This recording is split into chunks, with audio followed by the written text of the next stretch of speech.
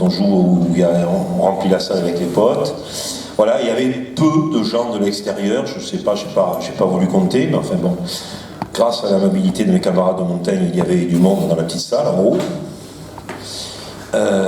Donc je vais la refaire, mais évidemment je ne vais pas la refaire à l'identique parce que je ne supporterai pas de la refaire à l'identique. Et puis en 10 ans, j'ai appris des choses avec vous, avec l'université populaire, avec l'auditoire, avec les gens qui ont bien voulu adhérer à ce projet. Voilà. Et donc j'ai modifié cette conférence de façon à la centrer beaucoup plus sur les universités populaires. Et donc, ça pourrait s'appeler une petite histoire des universités populaires, ce qui traduit la modestie de mon ambition. Et en sous-titre, j'ai mis université, éducation populaire et université populaire. Ces trois termes n'étant bien sûr pas mis là par hasard, puisque c'est à partir de ces trois termes que j'ai construit ma démarche, pour ne pas dire ma problématique. Et je vais essayer de vous expliquer comment les universités populaires sont apparues, comment elles se sont développées, quels sont leurs rapports avec ce qui s'est passé avant.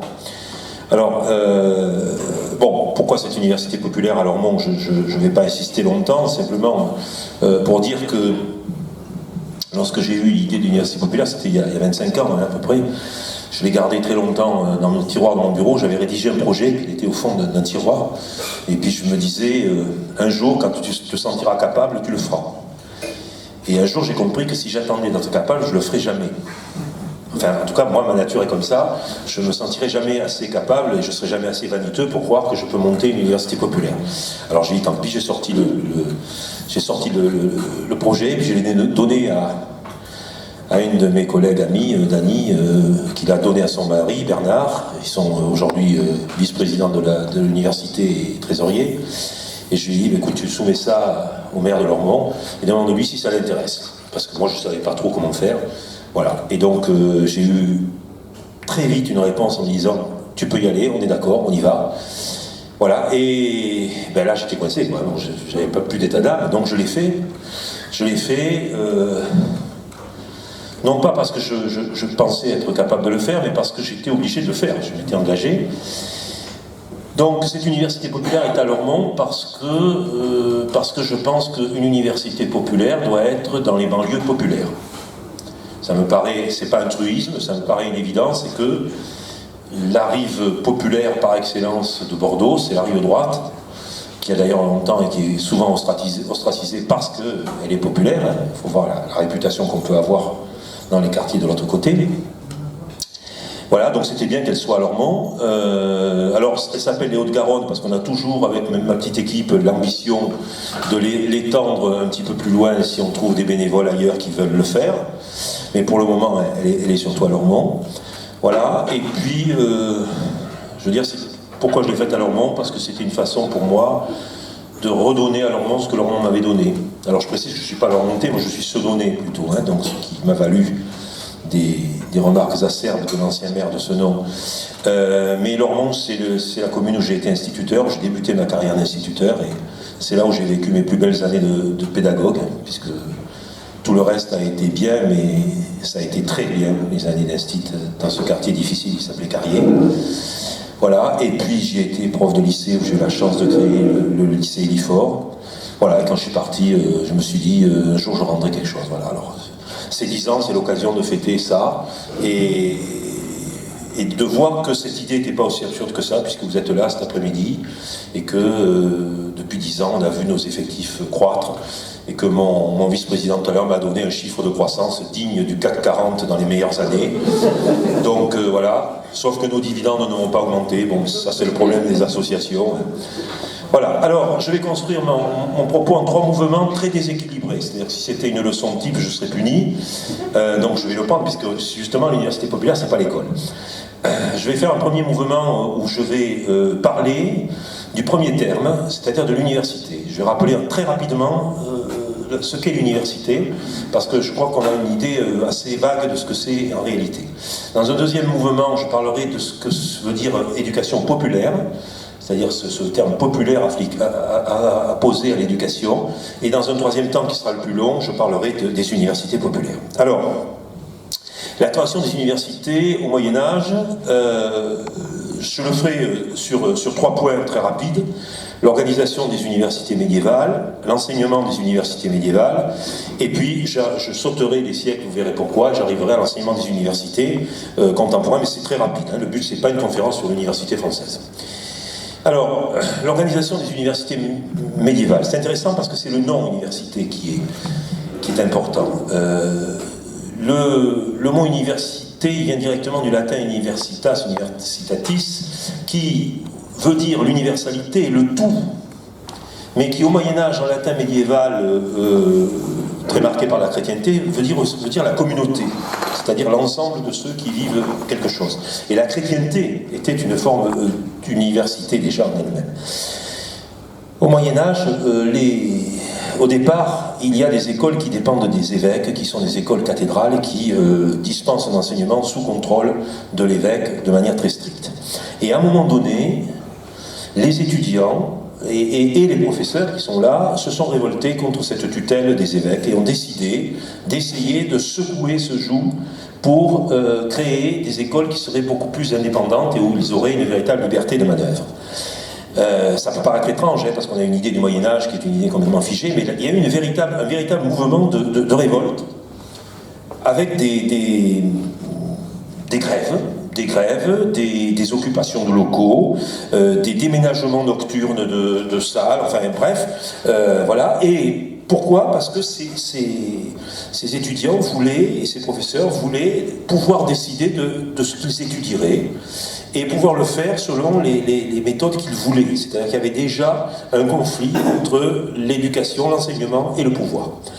Alors ils ont commencé à se réunir autour des maîtres, puisque c'était les maîtres qui avaient le pouvoir, celui du savoir, et ils ont commencé à enseigner dans des lieux très divers, notamment des maisons, des couvents qui leur prêtaient des salles, des chapelles, mais de manière indépendante, comme on emprunte une salle aujourd'hui à une commune. Et ils ont cherché des appuis, parce qu'évidemment les évêques voulaient défendre leur école cathédrale, et très bizarrement ils ont trouvé comme appui et le pape et le roi et les princes. Et pourquoi le pape? Parce que ça lui permettait de contrôler davantage les évêques et de ne pas leur laisser le pouvoir de l'enseignement, et ça lui donnait un nouveau pouvoir qui serait celui d'avoir la main en haut sur l'enseignement. Et le roi et les princes, on comprend, hein, au Moyen-Âge, il y a une lutte incessante entre le pouvoir séculier et le pouvoir religieux. Et donc ainsi se créent des communautés qu'on appelle des universités. La première est créée à Paris, à partir du chapelain du roi de l'époque, Robert de Sorbonne, qui va créer un collège. Un collège, au départ, c'est un lieu qui est un pensionnat, un internat pour les élèves boursiers, puisque beaucoup des étudiants bénéficiaient de bourses qui leur étaient accordées par un mécène, etc. Ce collège donnera naissance à la Sorbonne, qui sera l'université type et modèle de toutes les autres universités en France. Bon, alors, ces créations se multiplient dans les grandes villes de France. Il y en a dans toutes les grandes villes dans un délai assez court. C'est un mouvement européen, et bien sûr, il y en a dans toute l'Europe. Le mouvement est même parti de l'Italie au départ. Et puis, ces universités s'organisent et finalement mettent au point un système qui est un système qui a traversé les siècles. C'est-à-dire un système où on a 2 types d'enseignement. On a un type d'enseignement qu'on appelle les arts libéraux, qui est quelque chose qui est enseigné à des étudiants relativement jeunes, bon, qui sont déjà passés, qui savent déjà lire, écrire, qui connaissent du latin, etc., et qui vont étudier pendant un certain nombre d'années, et qui vont obtenir à la fin de ce cycle un diplôme qu'on appelle, un diplôme en grade de bachelier S.A. Et donc le bac vient de là. Et ce diplôme de bachelier S.A. sanctionne le fait qu'ils ont une solide culture générale pour l'époque. Un bachelier, c'est quelqu'un qui a déjà de solides connaissances, et surtout va leur permettre, s'ils le veulent, de poursuivre dans le supérieur. Et dans le supérieur, c'est le système qui est mis en place, c'est celui des facultés. Les facultés que l'on retrouve aujourd'hui, c'est-à-dire des départements de savoir, qui au départ sont assez modestes. Hein. Il y en a un qui est prédominant, c'est la théologie. La théologie, c'est la discipline reine. À l'époque, elle est totalement confondue avec la philosophie. Il n'y a de philosophie que dans le cadre de la théologie. Et à côté, il y a la médecine et il y a le droit. Ces 3 facultés vont délivrer des diplômes qui s'appellent, exactement comme nous l'avons gardé aujourd'hui, licence, maîtrise et doctorat. Donc nos titres de licence, de maîtrise et de doctorat remontent au XIIIe siècle, voilà, et donc permettent alors on peut arrêter à la licence, c'est déjà un diplôme relativement important à l'époque. En général, c'est assez rare qu'on s'arrête à la licence, on va jusqu'à la maîtrise.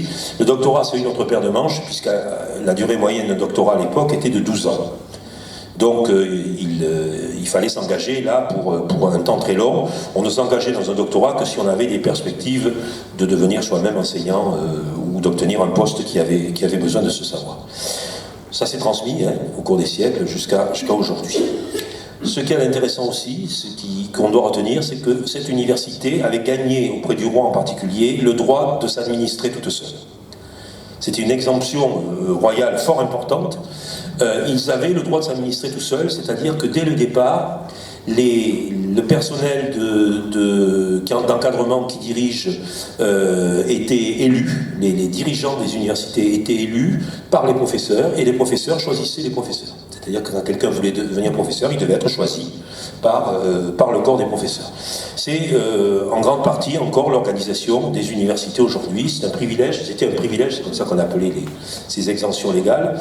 C'est un privilège royal qui fait de l'université une sorte d'État dans l'État, c'est-à-dire avec une autonomie. Voilà, donc ces universités vont avoir un âge d'or du XIIIe à la fin du XVe siècle, et puis elles vont mourir en fait d'un excès de rigueur dans la méthode. Il y avait une méthode qu'on appelait la scolastique, qui était une méthode extrêmement intéressante d'étude des textes, mais qui, lorsqu'elle était devenue une fin en soi, c'est-à-dire lorsqu'on faisait de la scolastique pour faire de la scolastique, devenait complètement stérile. Et donc la scolastique a fini par devenir un exercice de style qui tournait à vide, et ça ressemble étrangement à ce qui est arrivé à Athènes bien avant avec les sophistes et la rhétorique. À un moment donné, à Athènes, les sophistes avaient atteint un degré dans l'art de la rhétorique que c'était devenu un art de gagner les procès à tous les coups, mais le contenu importait peu. Voilà, donc au XVIe siècle commence j'allais dire, un affaiblissement des universités qui n'attire plus, parce qu'il y a un autre modèle qui se met en place à ce moment-là, à partir de la seconde moitié du XVIe siècle, c'est le modèle des collèges religieux, puisqu'on a à ce moment-là la création d'un ordre enseignant très important qui s'appelle les jésuites, et on a un autre ordre enseignant qui existe depuis le XIIIe, qui sont les dominicains, et ils vont monter des collèges qui vont remplacer les universités, et qui vont à ce moment-là drainer toute l'élite du pays, en gros jusqu'à la Révolution française, c'est le modèle dominant. Les universités sont complètement tombées en désuétude. Et alors l'université renaîtra de ses cendres après la Révolution. La Révolution essaie de construire un système laïque, et elle crée ce qu'on appelle les grandes écoles, c'est-à-dire les grandes écoles comme Polytechnique ou les écoles normales supérieures sont créées par la Révolution, et ce sont des écoles laïques. Celui qui relance l'université, c'est Napoléon, qui va, en 1808, créer l'appellation Université française et réorganiser l'enseignement, alors avec un but très précis, c'est de déposséder l'Église catholique du monopole de l'enseignement. Et Napoléon crée 2 choses, le lycée et l'université française. Le lycée, c'est une copie du modèle jésuite, qui est adopté avec le regard napoléonien. Et l'université, on récupère les 3 facultés, on en ajoute 2 correspondant à l'esprit du temps, les lettres et les sciences. Et donc on a 5 facultés. Mais en réalité, les universités n'ont pas un très grand succès, ne s'ouvrent pas, elles délivrent uniquement des diplômes professionnels, ce sont des écoles professionnelles, et elles n'ont pas du tout le même statut que les grandes écoles de recherche, etc. Donc on peut dire que Napoléon crée l'outil, mais ça reste une coquille assez vide, et en tout cas, les grands penseurs et chercheurs ne sont pas forcément dans le cadre de l'université. Bon, quand est-ce que l'université que l'on connaît aboutit? Elle arrive en gros au moment de la Troisième République. Encore une fois, l'université commence à se mettre en place à la fin du Second Empire. hein, où on a là une réflexion sur l'éducation avec des personnages comme Victor Duruy, par exemple, qui est un ministre important, et la Troisième République, lorsqu'elle crée ses grandes lois scolaires, fait un statut de l'université officiellement et fait de l'université le système d'enseignement supérieur. Mais à l'époque, le système d'enseignement supérieur est un système qui vise avant tout à préparer des concours d'enseignement pour fabriquer des profs. Et par exemple, il n'y a aucune obligation et même aucune mention de recherche dans le statut de l'université de Jules Ferry. Hein, il n'y a pas de, la recherche n'existe pas, les enseignants-chercheurs, ça n'existe pas. Il faudra attendre la deuxième moitié du XXe siècle, c'est-à-dire en 1968, pour que le statut d'enseignant, de professeur d'université devienne un statut d'enseignant-chercheur. Hein. Aujourd'hui, un professeur d'université, il est enseignant-chercheur. C'est-à-dire qu'il est enseignant, mais une partie de son travail doit consister à faire de la recherche. Jusqu'à cette époque assez récente, la recherche, c'était quelque chose qu'il faisait en plus. Alors il y en avait de la recherche, hein, il y avait énormément de choses, mais elle n'était pas reconnue comme une activité des professeurs. Il était payé pour faire des cours, écrire des bouquins, etc. Voilà. Donc l'université française que nous connaissons aujourd'hui, elle est l'héritière lointaine des universités médiévales, en ce sens qu'elle a gardé les principes que je vous évoquais tout à l'heure, la pluridisciplinarité, hein, on a des facultés qui ont changé de nom, qu'on appelle quelquefois unités de recherche, etc., peu importe. La participation de tous à la gestion, dans les universités, il y a un conseil des universités, il y a des élections, et les gens sont représentés par collège des étudiants, le personnel, etc. Et l'autonomie de principe. Alors, autonomie de principe qui, dans notre pays, est essentiellement une autonomie, j'allais dire, pédagogique et organisationnelle, puisque, à l'heure actuelle, on le sait, il y a encore un budget des universités, et que les universités reçoivent une partie de leurs subsides encore de l'État. Mais beaucoup d'universités aujourd'hui ont des difficultés, parce que justement, l'autonomie qu'elles ont voulu et qu'elles demandent à assumer ne leur permet pas de vivre comme elles voudraient, parce qu'elles n'ont pas assez de ressources. D'où ce serpent de mer qui ressort régulièrement, de l'augmentation des droits des étudiants, hein, où effectivement, quand on a des universités complètement autonomes comme aux États-Unis, les droits sont extrêmement chers. En France, on a des coûts d'inscription qui sont très très bas. Une inscription universitaire, c'est 190 €. Une inscription dans une école privée moyenne, c'est 6 000 €. Dans une université américaine, c'est entre 25 et 30 000 $. Donc ça sélectionne. Et donc de ce point de vue-là, on est resté très républicain. Bon, alors, voilà, donc, je voudrais vous lire deux phrases pour terminer sur les universités.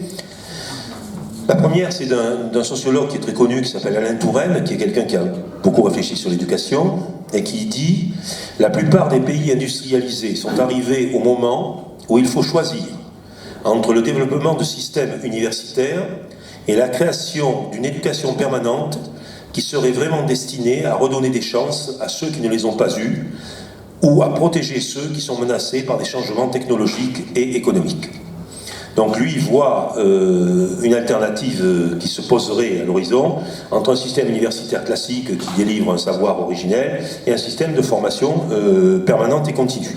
La France, pour l'instant, développe les deux. Est-ce qu'on pourra se payer le luxe d'avoir les deux? C'est pas, hein, financièrement parlant, c'est pas gagné. Et puis la seconde, c'est un philosophe, lui-même professeur d'université, Henri de Méry, qui définit l'université. Il dit « Ni Bastille de caste, ni foyer d'insurrection, l'université est faite pour l'élaboration critique du savoir, pour la transmission méthodique du savoir, pour la remise en question perpétuelle du savoir. » J'aimerais que cette définition soit la vraie définition de l'université, qu'elle ne soit ni une Bastille de caste, ni un foyer d'insurrection. Il n'est pas interdit de rêver. Voilà. Donc ça, c'est des citations que je viens de vous lire. Voilà. Alors, on en vient au deuxième mouvement concernant l'éducation populaire. L'éducation populaire, c'est un concept assez flou. C'est quelque chose qu'on emploie beaucoup, notamment dans les milieux d'éducation, effectivement, et dans les milieux de l'animation, etc. Mais quand on se penche sur les travaux, sur les définitions, on se rend compte qu'il y a peu de choses qui sont faites sur l'éducation populaire, et que finalement, l'expression est employée souvent, mais elle n'a pas donné lieu à un énorme travail de recherche comme l'éducation tout court, hein, l'éducation scolaire. Alors, qu'est-ce qu'on pourrait donner comme définition de l'éducation populaire? J'ai pris une définition d'une université populaire confrère de la nôtre, dont je reparlerai peut-être tout à l'heure. L'éducation populaire, dès ses premiers pas avec les bourses du travail et les universités populaires, a eu pour ambition non seulement de mettre en place des structures d'auto-éducation du peuple, mais aussi et surtout de lui permettre d'accéder à la science de son malheur, afin qu'il comprenne le monde et la source de ses injustices, et ainsi de pouvoir le transformer radicalement. L'éducation libertaire n'est qu'une déclinaison enfantine de cette volonté visant à créer une société d'hommes fiers et libres. Bon, il y a à peu près tout là-dedans. Vous avez les trois éléments de ce qu'on appelle l'éducation populaire. L'éducation populaire au sens large, avec des mouvements qui se revendiquent d'éducation populaire, les bourses du travail, sur lesquelles je reviendrai dans un instant, et les universités populaires. Tout ça constitue la galaxie de ce qu'on appelle l'université populaire, l'éducation populaire. Et vous voyez que, au départ, il y a une double ambition, celle de donner au peuple la possibilité de s'éduquer lui-même et donc de faire lui-même son apprentissage, c'est-à-dire en donnant au peuple les moyens de partager son propre savoir, d'où la notion d'auto-éducation, mais aussi et surtout, dit la définition, de lui permettre d'accéder à la science de son malheur. Et vous voyez les guillemets. C'est-à-dire de donner les clés du monde à ceux qui ne les ont pas forcément reçues, j'allais dire jeunes, et leur permettre de comprendre le monde, comprendre tous les aspects du monde, économique, philosophique, intellectuel, religieux, etc., pour pouvoir ensuite agir sur lui. Car il est impossible de transformer quelque chose qu'on ne connaît pas. On peut le casser. C'est pour ça que beaucoup de révolutions ont échoué, puisque c'était des révolutions nihilistes, destructrices. Mais ensuite, une fois qu'on a cassé, qu'est-ce qu'on fait? Si on n'a pas la connaissance nécessaire, forcément, on n'en tirera rien. Voilà, donc il y a cette idée, cette double idée, dans l'éducation populaire. L'auto-éducation, c'est une forme d'autogestion éducative du peuple, et une possibilité de se saisir du savoir pour transformer le monde. Voilà, donc c'est tiré du cycle de 2008 de la Université, qui est l'université populaire de la Seine-Saint-Denis. Alors, d'où vient l'éducation populaire? Le premier inspirateur que vous trouvez dans toutes les histoires de l'éducation, c'est le marquis de Condorcet, qui a rejoint la Révolution et qui a travaillé, qui a fait un mémoire pour l'Assemblée sur l'éducation et qui proposait de créer des écoles centrales sous le contrôle du gouvernement révolutionnaire. Voilà. Alors malheureusement, Condorcet, vous voyez la date de sa mort, a eu quelques soucis, comme beaucoup de gens à la Révolution, et son projet n'a jamais été appliqué. Par contre, c'est une des références les plus utilisées par tous les pédagogues du 19e siècle. C'est-à-dire qu'il n'a pas eu le temps de mettre en œuvre son projet, mais il a réussi à poser des bases théoriques qui vont servir. Alors ensuite, la deuxième source, c'est le mouvement qu'on pourrait appeler le mouvement mutualiste. Mutualiste n'étant pas à confondre avec le mouvement actuel qui est mutualiste, qui en fait découle du mutualisme, mais le mutualisme est plus large. Le mutualisme, c'est un courant d'idées qui deviendra politique d'ailleurs, qui théorise l'idée que les pauvres ne doivent rien attendre des puissants et des riches, ce que l'histoire prouve assez bien, et qui doivent donc s'organiser entre eux pour pouvoir s'aider mutuellement. C'est donc une espèce de solidarité interne, et ça se matérialise d'abord par ce qu'on appelle des caisses de secours mutuels au début du 19e siècle, alors que les premières usines commencent à apparaître. Et ces caisses de secours mutuels sont des caisses auxquelles adhèrent les ouvriers, ils versent une petite cotisation mensuelle, et ces caisses sont là pour aider les familles en cas d'accident du travail, puisqu'il n'y a aucune sécurité sociale garantie, donc en cas d'accident du travail pour soutenir une famille, et hélas le plus souvent pour payer les funérailles. C'est surtout pour payer les funérailles des ouvriers. Il y a énormément d'accidents du travail. Bon, plus tard ça sera l'alcoolisme qui tuera énormément de gens. Voilà. Donc ces caisses de secours mutuels jouent un peu un rôle d'assurance maladie, d'assurance décès. Voilà. Et en même temps, ces mouvements mutualistes permettent aux gens de se rencontrer alors que les syndicats sont interdits. Les syndicats sont interdits en France jusque dans les années 1880. En fait, le mouvement mutualisme, c'est le faux nez du syndicat. C'est-à-dire qu'ils se réunissent, ils brassent des idées politiques, il y a une éducation politique et tout, mais tout ça sous les caisses du secours mutuel que le patronat et le pouvoir ne peuvent pas évidemment interdire. Et parmi les idées, il y a l'idée d'éduquer le peuple, puisqu'à l'époque, les pouvoirs ne s'intéressent absolument pas à l'éducation des enfants du peuple, qui sont là pour travailler, point, c'est tout. Alors, apparaissent des écoles mutuelles. Vous avez une gravure représentant une école mutuelle, qui sont créées surtout entre 1815 et 1820, vous voyez la période de la Restauration, là. On en compte plus de 1000 qui se mettent en place en France. Ces écoles mutuelles sont des écoles en fait qui coûtent très bon marché parce qu'on embauche un maître d'école, on prend des assistants qui sont des assistants qui n'ont pas de qualification, donc qu'on paye 3 fois rien, voire qu'on ne paye pas du tout et qu'on nourrit et qu'on loge, et on réunit beaucoup d'élèves. Hein. Ils avaient des dizaines, voire quelquefois 100 ou 200 élèves dans une grande salle. Il y a un seul instituteur qui est sur la chaire, vous le voyez, et il y a ensuite des assistants qui se répartissent avec des groupes d'élèves, et les élèves ont des exercices très codifiés, tout est préparé, et les exercices sont faits comme ils doivent l'être, avec des corrections normalisées, et l'instituteur est là pour répondre éventuellement à une question qui dépasse la compétence de l'assistant, et pour faire régner l'ordre. Donc ça coûte un salaire de maître d'école, c'est tout. Par contre, c'est extrêmement fliqué, hein, c'est très discipliné, ça marche au sifflet, donc c'est pas une école de la liberté. Du tout. Alors ce qui est intéressant quand même, c'est que ce modèle des écoles mutuelles va fortement plaire aux intellectuels libéraux et progressistes. Parce qu'ils vont vous dire, ben bon sang, voilà, c'est la première fois que le peuple arrive à s'organiser tout seul. Donc ce qui leur a plu, c'est l'idée, c'est pas la réalité, parce que la réalité, c'est que c'était une école quasi militaire et d'un niveau assez faible, hein, vous vous en doutez. Bon. Mais ces écoles mutuelles vont rester comme une espèce de première tentative à partir de laquelle on sait qu'on peut faire beaucoup mieux, évidemment. Ensuite, vous avez les utopistes, entre guillemets, c'est-à-dire les inventeurs du socialisme, les vrais. J'ai choisi Fourier et Proudhon, qui ont théorisé l'éducation, ont écrit sur des modèles scolaires. Fourier dans le cadre de ces communautés organisées, ce qu'on appelait les phalanstères.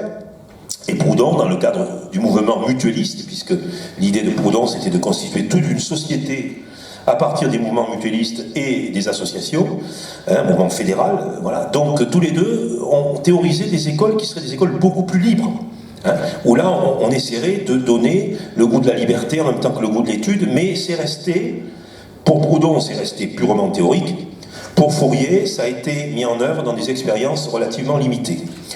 Je pourrais ajouter, je ne l'ai pas mis là mais je vais me faire plaisir, je pourrais ajouter Léon Tolstoï, qui a tout au long de sa vie théorisé la pédagogie, monté des écoles autour de sa demeure, écrit des traités pédagogiques, publié une revue pédagogique, était embêté par la police tsariste qui a fait des perquisitions chez lui, etc. et qui a théorisé, alors lui une école complètement libertaire, hein, où il n'y avait ni devoir, ni manuel, ni rien, et où les élèves apprenaient à leur rythme, etc. Donc il y a tout un tas de penseurs qui ne sont pas forcément des gens de gauche ou d'extrême gauche, mais qui veulent éduquer le peuple. La mise en œuvre, elle a été faite essentiellement dans des expériences, et là j'ai mis la photo de Jean-Baptiste Gaudin, puisque ce chef d'entreprise a réussi à mettre en œuvre les idées de Fourier en construisant ce qu'on appelle le familistère de Guise, dans le nord de la France, où il a créé non seulement une entreprise de type, j'allais dire, coopérative, ou en tout cas qui s'approchait le plus près possible d'une entreprise à visage humain, et une société, une structure d'habitation sur les principes de Fourier. Le familistère se visite, hein, si vous passez à Guise, il faut absolument aller voir ça, c'est extraordinaire. Il a fermé ses portes dans les années 60, hein, ou 70, enfin il a tourné assez longtemps. 60. Et voilà, donc il faut aller voir cette expérience qui a été la plus aboutie, surtout la plus longue, parce qu'elle a été liée, il y avait de l'emploi, il y avait le travail qui allait avec. Voilà.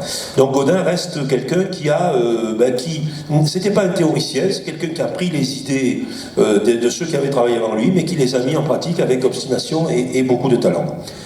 Voilà, alors la troisième source d'éducation populaire, c'est l'éducation libertaire. Bon, vous avez vu tout à l'heure que dans la définition de la biodiversité, on disait que c'était une déclinaison enfantine.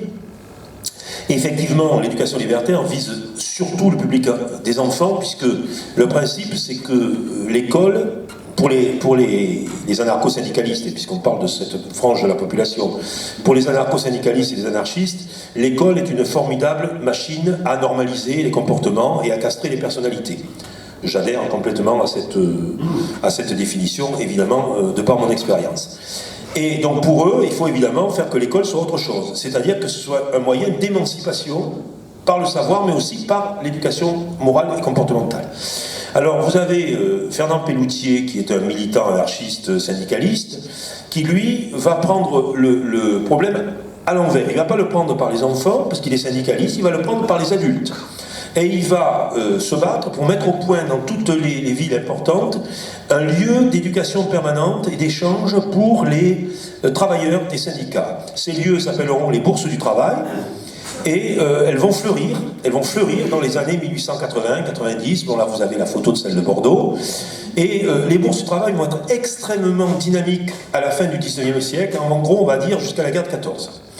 Après commencera une lente descente aux enfers pour une agonie après la Seconde Guerre mondiale. Mais dans les années 1880, 90 et jusqu'à 1914, les bourses du travail sont des lieux d'auto-formation, puisque les cours dans les bourses du travail sont donnés par des ouvriers très qualifiés qui donnent des cours à des ouvriers débutants. Donc vous avez des cours de géométrie pour les charpentiers, vous avez des cours de calcul, vous avez des cours d'orthographe, etc. Vous avez des bibliothèques, vous avez des expositions, il y a des cabinets médicaux avec des consultations, vous avez des dispensaires aussi.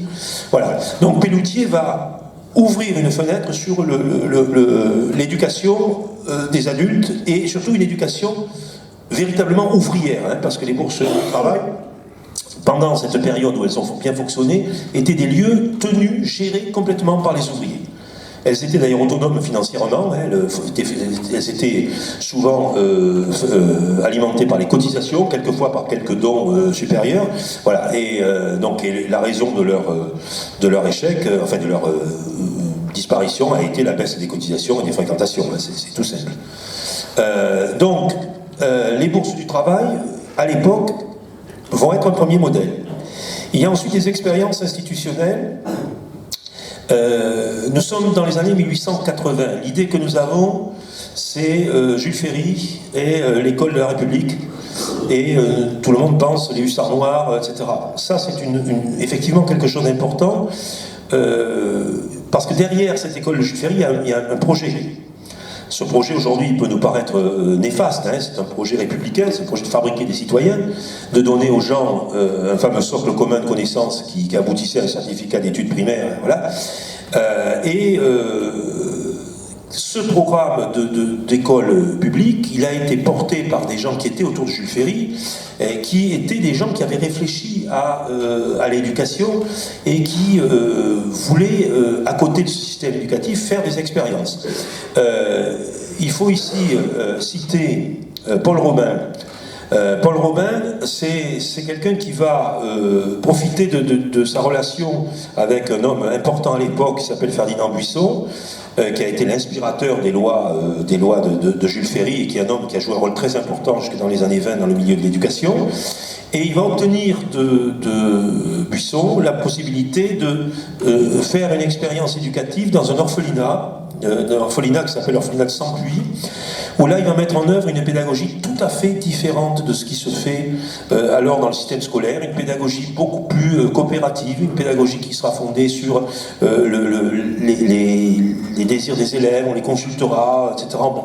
Et ça marche bien, ça marche tellement bien que les tenants de la pédagogie traditionnelle qui sont autour de Jules Ferry vont obtenir la fermeture de Sampuy parce que ça commence à faire...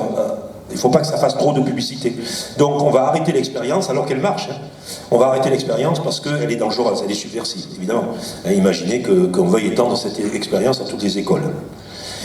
Voilà, donc, mais cette expérience, alors je cite Sampuy parce que Sampuy c'est un peu comme les écrits de Condorcet. Ça fait partie des références canoniques de toute la recherche pédagogique. Hein. C'est quelque chose qui... C'est une référence en disant, regardez, ça peut arriver parce qu'il l'a fait. Combien de temps ça aurait duré, on n'en sait rien, on ne sait pas. Le deuxième pilier, ce sont les recherches sur l'école. Il y a tout un courant, je l'ai illustré ici par Célestin Freinet, qui est un peu plus tardif, mais qui en a été l'héritier. Il y a toute une recherche pédagogique qui se fonde non plus sur l'application stricte des instructions officielles, mais qui se fonde sur une nouvelle façon d'envisager la classe et les élèves. Pour Célestin Freinet, qui est un militant socialiste, alors que tous ceux que j'ai cités avant étaient des militants anarchistes, Freinet, qui est socialiste, va reprendre des principes anarchistes en fait. Sa pédagogie n'est pas socialiste au sens classique du terme, elle est anarchiste, et il crée une école qu'on pourrait appeler, une classe qu'on pourrait appeler une classe coopérative. C'est-à-dire que dans cette classe, tout le monde travaille ensemble, décide, et il va créer une pédagogie qui va se généraliser, puisqu'il va créer un outil qui s'appelle l'Institut coopératif de l'école moderne, et cette pédagogie va réussir à rentrer dans l'éducation nationale et à pénétrer dans les écoles primaires, et vous avez effectivement aujourd'hui encore des enseignants qui se réclament de la méthode qu'on appelle la méthode Freinet.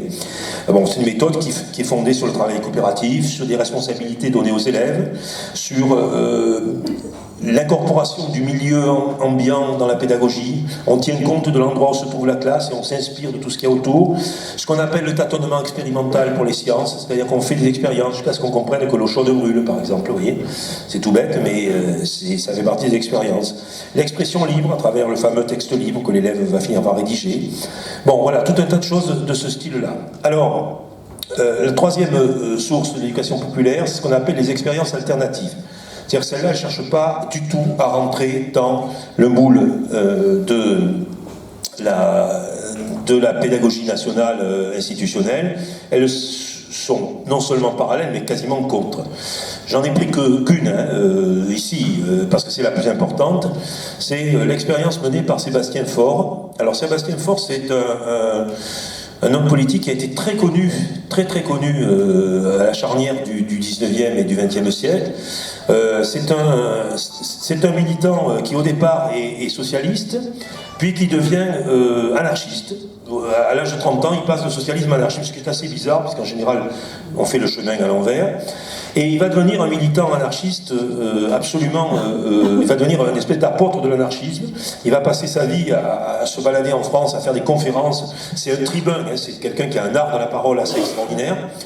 Et à un moment donné, il décide de mettre en œuvre ses idées et de créer une école alternative. Il loue une ferme dans la région parisienne et il crée une école qu'il appelle la Ruche, avec 3 niveaux, les moyens, les petits, les moyens et les grands. Et là, il crée une école qui est sur un modèle complètement différent. C'est une école d'abord qui associe aussi bien les travaux manuels que les travaux intellectuels. Tous les enfants travaillent dans les champs, cultivent des légumes, font de la menuiserie, réparent des chaussures, etc. Qui fait travailler les élèves par petits groupes, selon leur désir d'intérêt. Pour suivre un cours, il peut y avoir des petits, des moyens et des grands qui suivent un cours qui les intéresse ensemble.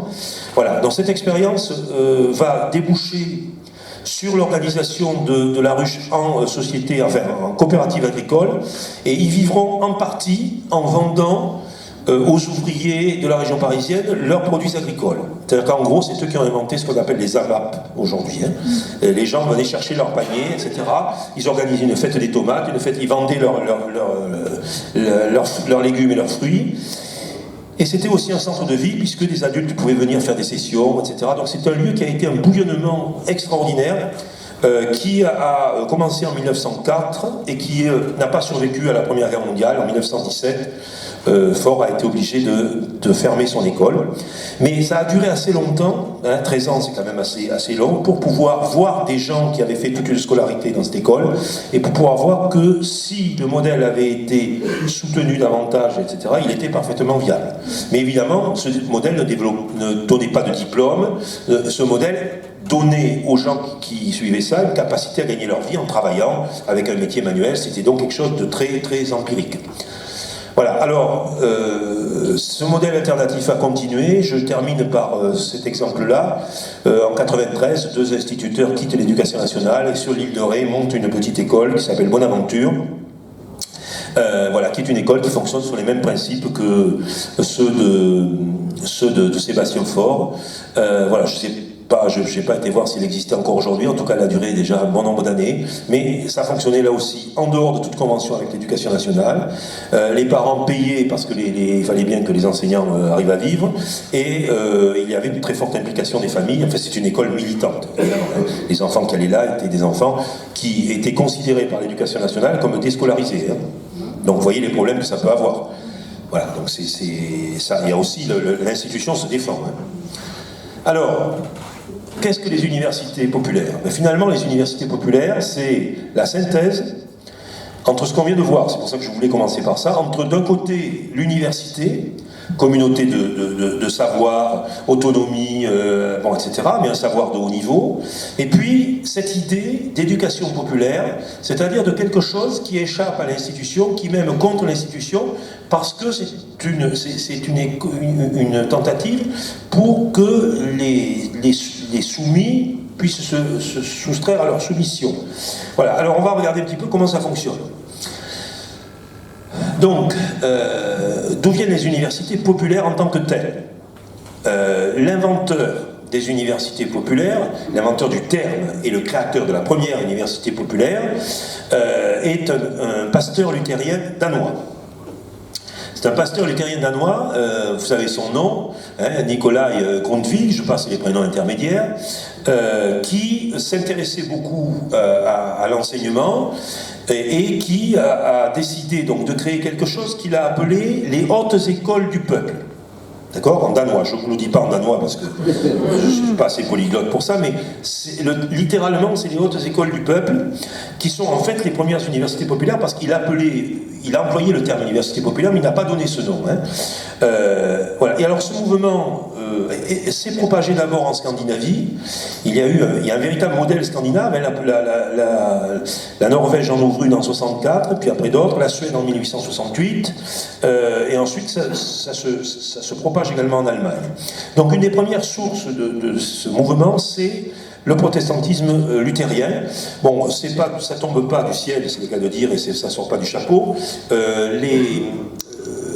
Un des principes de la réforme luthérienne, c'est l'instruction. C'est l'instruction et la lecture. Tout petit protestant devait savoir lire et écrire, lire pour pouvoir lire la Bible en allemand que Luther avait traduite, et écrire pour pouvoir noter tout ce qu'il allait lire dans la Bible, etc. Donc dès le début de la Réforme, les protestants développent des écoles, et il y a un taux d'alphabétisation beaucoup plus fort chez les protestants que chez les catholiques. Donc les universités populaires type Grundtvig, elles fleurissent en Scandinavie, et aujourd'hui encore, ces pays ont des dizaines et des dizaines d'universités avec des centaines de milliers de gens qui suivent les sessions de formation. C'est un mouvement très important. Le deuxième élément, j'ai dit, pour nous, c'est Pelloutier, c'est-à-dire que le modèle des bourses du travail va interpeller les ouvriers. Alors, est-ce qu'on peut faire quelque chose qui soit plus centré sur l'éducation? Parce que la bourse du travail, c'est un concept holistique. Il y a tout, c'est l'ensemble du monde ouvrier. Et donc, il y a des syndicalistes, il y a des ouvriers qui vont s'inspirer de l'idée de Pelloutier, mais en disant on va se centrer sur le savoir. Et donc, vous avez ces deux branches qui sont à la base des universités populaires. La branche luthérienne d'un côté, la branche syndicaliste, ouvrière, à très large dominante, voire exclusivement anarchiste au départ. Il faut clairement le dire. Il faut même dire qu'au départ, les socialistes, alors j'emploie socialiste au sens du terme du XIXe siècle, c'est-à-dire avant qu'il y ait la scission communiste et socialiste. Les socialistes, la plupart du temps marxistes, sont opposés aux universités populaires. Je vous expliquerai pourquoi tout à l'heure, mais ils ne les voient pas du tout d'un bon œil jusqu'à un certain temps. Bon, alors ces universités populaires vont émerger. Elles vont émerger comme tous ces mouvements, ça naît tout petit. Parce que, je vous l'ai dit tout à l'heure, c'est la base. C'est pas quelque chose qui est décidé par un ministère. En l'occurrence, là, c'est un ouvrier qui s'appelle Georges de Herme, qui est un ouvrier de parisien, qui va être celui qui va faire démarrer l'université populaire. Je ne dis pas qu'il est le seul. En réalité, il faut remonter à 1892. En 1892, se fonde une association qui s'appelle l'Union pour l'action morale, qui est quelque chose qui est assez méconnu. J'ai fait des recherches historiques, je me suis rendu compte que en fait, c'était assez souvent passé à la trappe parce que c'est pas assez violent, donc c'est pas assez radical. L'Union pour l'action morale est créée par des gens qui, comme leur nom l'indique, sont préoccupés de la morale au bon sens du terme, pas de la morale, mais du fait que la société et les gens vivent en bonne entente, hein, c'est-à-dire des mœurs qui soient des mœurs paisibles. À la fondation de cette société, on trouve quelqu'un qui s'appelle Paul Desjardins, on trouve Ferdinand Buisson, on trouve Charles Gide, on trouve Gabriel Séaille, et on trouve Georges Deherme. Les précédents noms que j'ai donnés sont des universitaires pour la plupart. Deherme est ouvrier, il y a quelques ouvriers, des universitaires pour créer cette association. Alors, cette association ne dépassera pas les 1000 membres en France à son maximum, donc ce n'est pas une association de très grande taille, mais elle sera très importante parce que les gens qui sont dedans vont faire énormément de choses et vont peser en fait beaucoup sur la vie politique et sociale française de cette époque. Deherme donc côtoie là-dedans des gens qui sont ce qu'on appelle, je vais faire simple, ce qu'on appellerait des humanistes, hein, des gens qui s'intéressent à l'homme et moi je préfère le mot humanitaire, hein, mais bon, comme il est mal connu, c'est-à-dire qui aiment l'homme. Bon. Et là, donc Deherme va décider de créer un groupement. Alors la loi associative n'existe pas, hein. On crée des associations tolérées, hein. Il n'y a pas de loi sur l'association encore. Il va donc créer une revue qui s'appelle la Coopération des idées, qui va être créée en 1895. La Coopération des idées, vous voyez l'idée, on est vraiment dans ce moment de solidarité, de coopération. Et la Coopération des idées, c'est une revue où écrivent les gens de l'Union pour l'action morale. C'est une revue qui vise à pacifier les relations sociales. Non pas pour nier la pauvreté, les antagonismes, mais la position des gens de cette union, c'est que la lutte des classes est négative dans le sens où elle ne fait que dresser les gens les uns contre les autres et qu'on n'a rien par la haine. Alors évidemment, vous comprenez pourquoi les socialistes, qui sont les ardents défenseurs de la lutte des classes, ne peuvent pas soutenir ce principe. Et donc dans la coopération des idées, il y a des textes théoriques, il y a beaucoup de textes théoriques, c'est un bulletin qui n'a pas eu énormément de numéros, mais c'est resté comme une source d'inspiration. Et puis Deherme réunit quelques amis, il y a un petit groupe qui se réunit à Montreuil-sous-Bois, et là, en 98, il loue un petit local à Paris, rue Paul Bert, et il commence à créer une coopérative où il installe la première université populaire officielle, c'est-à-dire où toutes les semaines, il va y avoir des cours. Il va y avoir des cours qui vont être faits souvent par des gens de l'Union pour l'action morale, hein, des cours d'économie, de philosophie, de droit. Le but de Deherme, c'est de former des administrateurs de coopératives. C'est-à-dire, lui, il croit au mouvement coopérativiste. Donc, de former des gens capables de gérer des coopératives en leur donnant une culture qui leur permet de gérer une coopérative. Le mouvement prend un peu d'importance et finalement il va déménager à Montreuil dans un local un petit peu plus grand et là il prendra le nom d'université populaire officiellement, mais en 1898 donc la première université populaire impulsée par Deherme voit le jour et elle s'appelle la Coopération des idées. Voilà, c'est la première université populaire. À partir de là, le mouvement ça va être une véritable tache d'huile. Ça va être une véritable tache d'huile parce que le projet est beau. Le projet est beau parce qu'il s'agit de faire travailler ensemble les intellectuels et les ouvriers. Et quelque part, ça fait partie de l'utopie révolutionnaire. Donc, ça va aller très vite. Il va y avoir une grande croissance. Pourquoi à ce moment-là ? Parce qu'on est dans le contexte de l'affaire Dreyfus, on est en plein cœur de l'affaire Dreyfus. Alors l'affaire Dreyfus a été en France non seulement évidemment une erreur judiciaire monstrueuse, mais elle a été une rupture et une explosion de la vie sociale, politique et intellectuelle. Le mot intellectuel d'ailleurs apparaît uniquement à partir de l'affaire Dreyfus. Et donc, la France se polarise entre Dreyfusards et anti-Dreyfusards, et là se matérialise une forme d'opposition politique qui va marquer la France durablement. Donc Donc, j'ai cité tout à l'heure Ferdinand Buisson, qui a été évidemment très très important à cette époque-là, qui était sur tous les fronts, qui était à la fois à l'Union pour l'action morale, mais qui était aussi dans d'autres combats. Il finira par obtenir le prix Nobel de la paix en 1927, Ferdinand Buisson, on l'ignore, mais il a eu le prix Nobel de la paix avec un Allemand pour le rapprochement entre les Français et les Allemands. C'est quand même important. Ferdinand Buisson faisait partie de cette galaxie de protestants qui était autour de Jules Ferry. Je ne voudrais pas avoir l'air d'insister lourdement, mais les universités populaires en France et l'éducation nationale doivent beaucoup au travail des protestants laïcs. C'était eux qui étaient autour de Jules Ferry, et c'est Buisson qui a écrit les lois scolaires. Bon, j'ai cité Gabriel Séaille, qui a été un ami de Ferdinand Buisson, qui était un professeur de philosophie de la Sorbonne, et qui lui était un rationaliste pur jus, mais qui était un spiritualiste. Et donc qui était d'accord avec de Buisson qu'on ne vit pas de pain seulement, mais qu'il y a une vie de l'esprit, y compris pour les républicains. Ce qui n'était pas clair pour tout le monde. Charles Gide, qui était le tonton de l'autre, qui est quelqu'un de très important aussi, qui a milité pour un courant politique, social qu'on appelle le solidarisme, et qui a écrit des livres fort importants. Lui aussi protestant libéral, et qui est un personnage qu'on connaît pas beaucoup, mais qui a pesé beaucoup sur la politique sociale et politique des gouvernements jusque dans les années 1900. Voilà, donc ces gens-là vont peser très fort. Alors voici un tableau représentant la croissance des universités populaires dans le temps le plus important. Il y en a 15 en 1899, oui, il y en avait une en 1898, il y en a 15 en 1899, on est à 116 l'année suivante, 124 l'année suivante, 143 l'année suivante, et puis on arrive en tout à 222, j'ai d'autres statistiques avec 230 en 1914, en tout.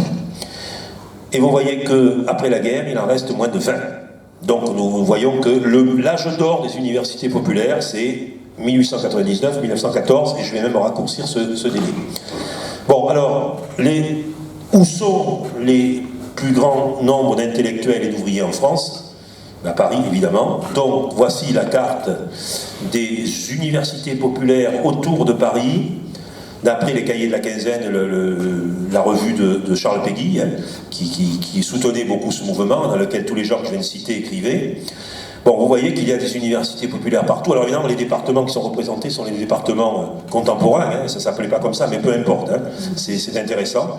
Bon, vous voyez quand même qu'il y a un véritable quadrillage dans toutes les directions, certaines étant très très proches de Paris, évidemment, celles comme Saint-Ouen ou les Lilas, même Montreuil, tout ça, en fait, les ouvriers parisiens venaient dans ces universités populaires. La raison est simple, c'est que ce qui les faisait aller en banlieue, c'était les locaux, et les locaux disponibles étaient beaucoup plus abordables en banlieue que dans Paris. Et voici une carte de la même époque sur les universités populaires en France. Alors vous voyez que déjà en 1901, il y a, ma foi, un quadrillage. Alors on ne peut pas dire que l'Aquitaine brille beaucoup à ce moment-là, c'est pas très représentatif, voilà. Et évidemment, on voit que le bassin parisien, en particulier, est très bien représenté. Alors j'ai pas des cartes sur la fin mais enfin, ça va se densifier, et en 1914, il y en aura dans toutes les régions, il y aura des universités populaires. Alors, ces universités populaires, comment fonctionnaient-elles et que sont-elles? Elles fonctionnaient selon des principes, trois types de principes. Il y avait des universités populaires où on travaillait sur des conférences isolées, ou un cours isolé, c'est-à-dire que, notamment les conférences de province, un sujet, un intervenant, une séance, et on avait bouclé le sujet. Tout simplement parce qu'on avait du mal à trouver les intervenants, etc. Ils n'étaient pas toujours disponibles. Alors le principe était toujours le même, c'était une conférence et ensuite une causerie avec les gens qui étaient là.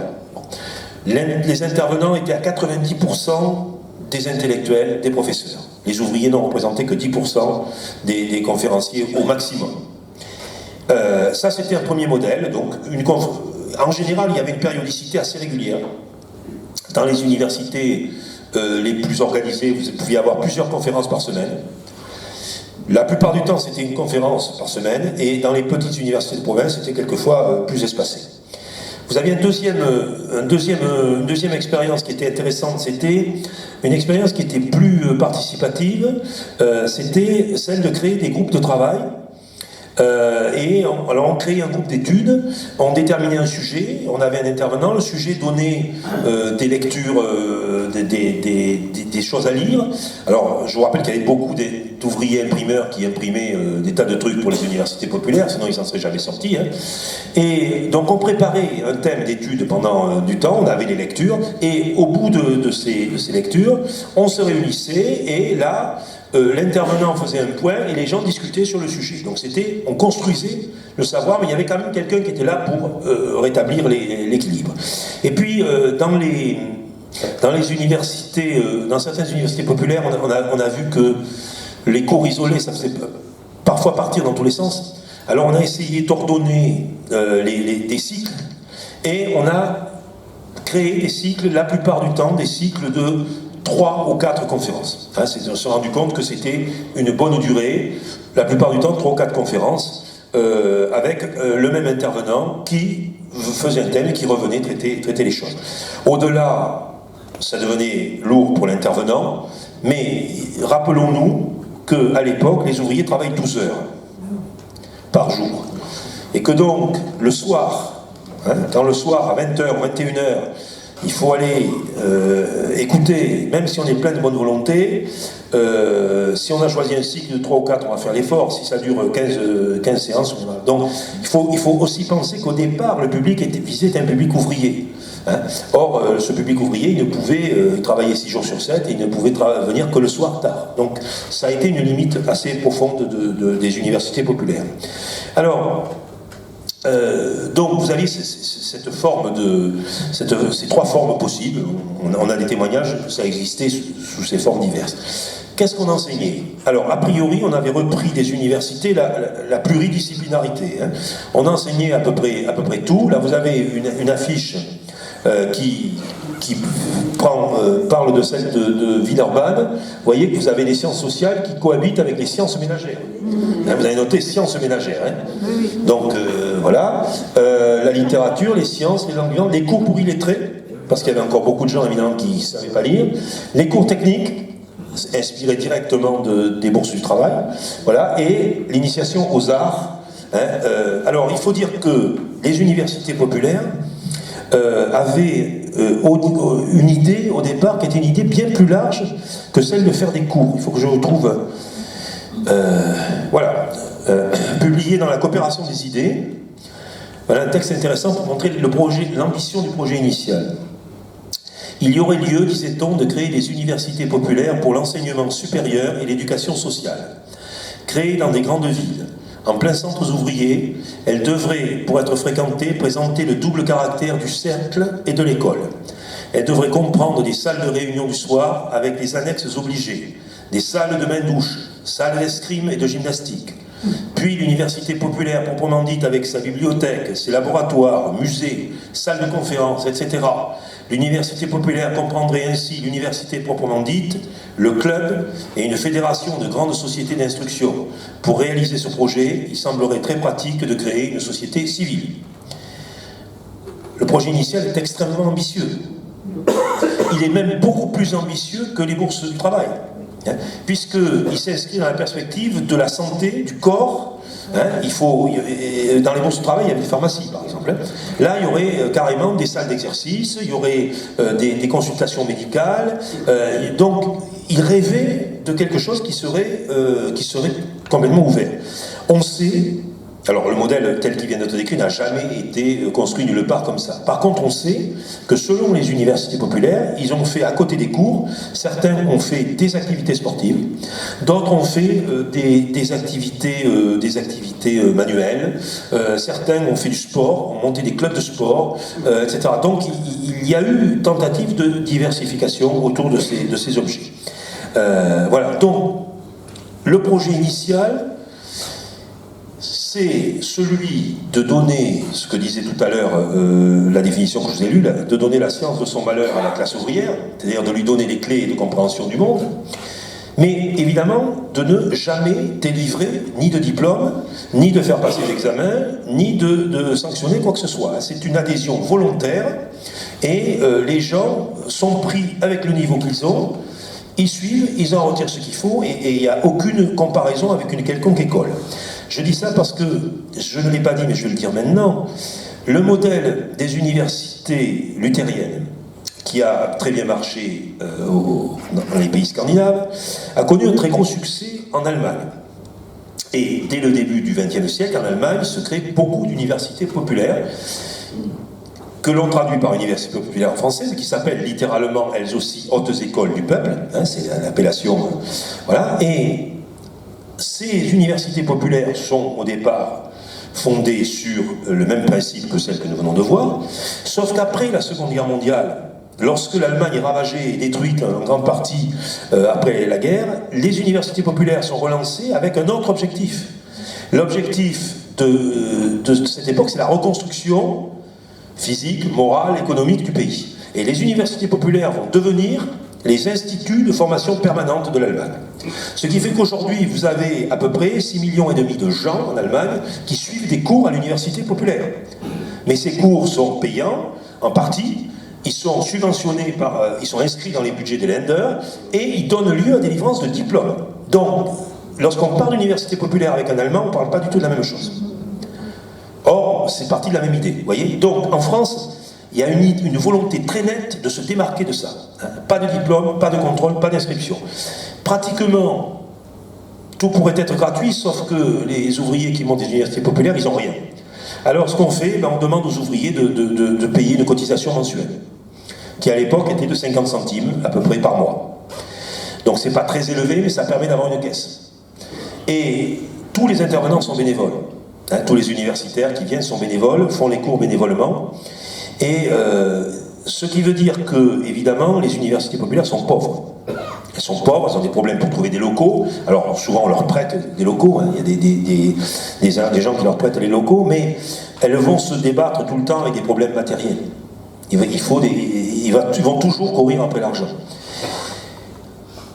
Alors, ce qu'il faut expliquer, c'est que je viens de vous parler de la théorie, je vous ai parlé de celle qui avait été montée par De Herme. Je crois que si je continue la vie de Herme, vous allez comprendre où a été le problème. De Herme crée l'université populaire, la lance, il est soutenu par les gens que j'ai évoqués tout à l'heure. Et puis, à un moment donné, en 1904, donc ça fait 5 ans que ça fonctionne, il est éjecté. Il est éjecté carrément de l'université populaire, on le chasse de l'université populaire, parce que ça fonctionne par vote, et donc il perd tout pouvoir, il n'est plus rien. Et il est poussé à la porte, lui et quelques autres, tous les gens qui avaient été fondateurs avec lui, sont mis dehors. Pourquoi ? Parce qu'en réalité, l'âge d'or des universités populaires a duré très peu de temps. Ça a duré 2-3 ans. À partir de 1902-1903, des divergences très graves apparaissent au sein des universités populaires. Vous avez 2 lignes. Vous avez la ligne De Herme, Gide, etc., qui sont des gens qui veulent faire de l'université populaire un lieu d'éducation, mais aussi un lieu de pacification, un lieu de cohabitation entre les intellectuels et les ouvriers, en pensant que c'est comme ça qu'on réglera le problème social. Et vous avez, dans ces mêmes équipes, des gens qui disent, avec le temps, ça ne marche pas, votre truc, on n'avancera jamais à rien, on est toujours exploité, il faut que les universités populaires deviennent une arme aux mains des travailleurs. Et donc, se crée une opposition très nette entre les idéalistes, je dirais, et les ouvriers, les syndicalistes et les militants socialistes qui arrivent en force. Et les militants socialistes et les syndicalistes vont petit à petit virer les fondateurs initiaux et vont prendre le contrôle des universités populaires. Et petit à petit, les universités populaires qui au départ s'étaient posées sur un principe de neutralité, vont devenir des tribunes et des lieux de formation militante révolutionnaire pour prêcher la révolution socialiste. Et évidemment, ça va également diviser les intervenants. Et un certain nombre de gens qui intervenaient dans la première optique ne vont plus venir et vont se retirer. Ça, c'est un premier point, il y a une division politique. Le deuxième point, c'est que, en dehors des divisions politiques, très vite, il y a eu un décalage entre l'offre et la demande. D'un côté, on avait des universitaires, des gens de haute culture, De l'autre côté, on avait des ouvriers qui travaillaient, je l'ai dit, 10-12 heures par jour, qui étaient fatigués, mais qui avaient une culture profondément anarchiste. C'est-à-dire que lorsque le cours devenait trop compliqué ou trop théorique, ils le faisaient savoir. Et pour un universitaire de l'époque, c'était complètement incongru. Il prêchait dans un silence de cathédrale. Et là, il y avait des gens qui osaient lui dire que c'était nul, qu'on ne comprenait rien, etc. Donc il y a eu des affrontements. Et petit à petit, les ouvriers ont déserté les cours. Et certains intervenants n'ont plus eu de personne, parce que ce qu'ils disaient, vous comprenez bien que quand on fait des cours sur la philosophie de Kant à des ouvriers maçons, il faudrait au moins s'arranger, et ça on ferait, c'est le faire, mais tout le monde ne sait pas le faire, il faudrait au moins s'arranger pour parler de Kant en langage de maçon à des maçons. Et ça, il faut du talent. Et tous ces universitaires n'avaient pas ce talent. Résultat, les universités populaires ont périclité pour ces deux raisons. Le conflit politique et la désaffection. Et les deux se complètent, vous comprenez bien. Les ouvriers, on dit, mais c'est normal, hein, ça ne va pas, ce sont des ennemis de classe. Donc, alors, je vous ai mis là quelques exemples d'universités populaires avec ce qu'elles proposaient.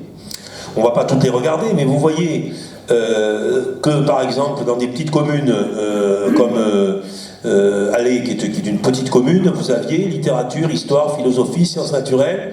L'animateur est un intellectuel. À Angers, bibliothèque, matinée théâtrale et musicale, l'animateur est un ouvrier. À Annecy, 3 conférences par semaine, c'est beaucoup, hein. 190 membres, dont 120 travailleurs manuels. Thème, reboisement des montagnes, coopérative, économie politique. Là, vous voyez, ils avaient trouvé des thèmes quand même qui étaient... Bar-le-Duc, bibliothèque, salle de lecture, buvette, jeux de quilles, soirée récréative tous les samedis, cycle thématique, alcoolisme, histoire. Il y avait énormément de sociétés de tempérance qui luttaient contre l'alcoolisme. Et les intellectuels étaient engagés beaucoup dans ce combat contre l'alcoolisme qui était une horreur dans la classe ouvrière, pas seulement française. Bon, alors vous voyez, vous avez tout un tas d'exemples. À Brest, par exemple, fonctionnement tous les soirs. Cours de 15 à 20 personnes. Idées sociales et politiques de Rousseau et Montesquieu. Vous voyez, bon, c'était quand même... Épernay, fondation par des ouvriers et des membres du corps enseignant, nom de l'université, émancipation intellectuelle. Bon, voilà, donc vous voyez, vous avez tout un tas de cas de figure. Ce qui amène à dire quelque chose, c'est que il n'y a pas de concept de l'université populaire. Hein. Ce serait une erreur, et c'est une erreur dans laquelle on tombe aujourd'hui très souvent. Hein. On parle des universités populaires comme si c'était un mouvement unifié. Je vous lis quelques citations d'intellectuels qui ont travaillé sur les universités populaires. L'appellation université populaire n'est pas un label, c'est un titre générique pour indiquer que des gens vont discuter d'un savoir. Voilà. Ça, c'est Françoise Lahaut, maître de conférence en sciences de l'éducation. Je suis assez d'accord avec elle. Hein. Si on pense que c'est un label et qu'il y a des normes à respecter, on est fichu. Michel Marc, professeur à l'UIFM d'Orléans-Tours, président de l'UP du Berry, il a présidé aussi l'association des universités populaires. Donc, quand il crée cette université populaire du Berry, nous avions envie de favoriser l'accès des plus modestes à la culture et au savoir. Petit à petit, nous avons donc élargi l'offre, nous avons toujours des enseignements de haut niveau, mais nous avons aussi des cours très grand public. Alors, à partir du moment où les gens mettent un pied dans l'UP par des cours très faciles d'accès, ils commencent à s'intéresser à des cours plus difficiles. Alors, comment fonctionne, sur quelle base fonctionne l'université populaire? Phrase de sociologue. Pour moi, l'UP doit être ouverte à tous et animée par des gens militants et non pour de l'argent. Mais il y a parfois des dérives d'instituts qui se disent UP, université populaire, hein, bien sûr, mais qui ont une approche commerciale. Pour moi, pour qu'il s'agisse vraiment d'une université populaire, il faut du militantisme, de l'engagement et un effort vers des gens qui ne viennent pas sur les bancs de l'université. Ça, c'est très important. Je ne crois pas qu'on puisse parler d'université populaire sans militantisme. Hein. Ce n'est pas une entreprise. D'accord ? Une autre sociologue, Geneviève Poujol, qui a beaucoup travaillé sur les universités populaires, qui dit « Il faut une sacrée motivation pour être acteur de ce genre d'institution. Les universités populaires au XIXe siècle étaient plus basées sur une offre d'intellectuels qui voulaient éclairer le peuple que sur une demande de la part des ouvriers. À l'époque, on croyait en l'école et à sa capacité à effacer les inégalités. Aujourd'hui, on y croit moins, et il est du coup plus difficile de trouver des militants. » Et alors, la question qu'on peut se poser, bon, vous voyez un certain nombre de conditions nécessaires, la question qu'on peut se poser in fine, parce que je vais arrêter là pour vous laisser poser 2-3 questions, c'est finalement, qu'est-ce que ce peuple que vise l'université populaire? Quand on anime comme nous une université populaire depuis des années, quand on rencontre d'autres personnes qui travaillent dans l'éducation populaire, si on est sincère et franc, on finit par se poser la question, mais qu'est-ce que le peuple et où est le peuple? Alors, une autre citation, toujours de Geneviève Poujol. La référence mythique à une filiation avec le mouvement ouvrier ne résiste pas longtemps à une étude sérieuse des faits. Éducation ouvrière et éducation populaire ne sont pas et n'ont jamais été synonymes. Vous entendez ça, hein? Éducation ouvrière et éducation populaire ne sont pas et n'ont jamais été synonymes. Il y a certes une correspondance de dates frappante en ce qui concerne l'apparition des institutions qui caractérisent le mouvement ouvrier et de celles qui caractérisent le mouvement d'éducation populaire au tournant du 19e et du 20e siècle. Populaire, accolé à éducation, rappelle la dimension politique de l'action entreprise, formulée en termes d'apprentissage de la citoyenneté. Je pense que, effectivement,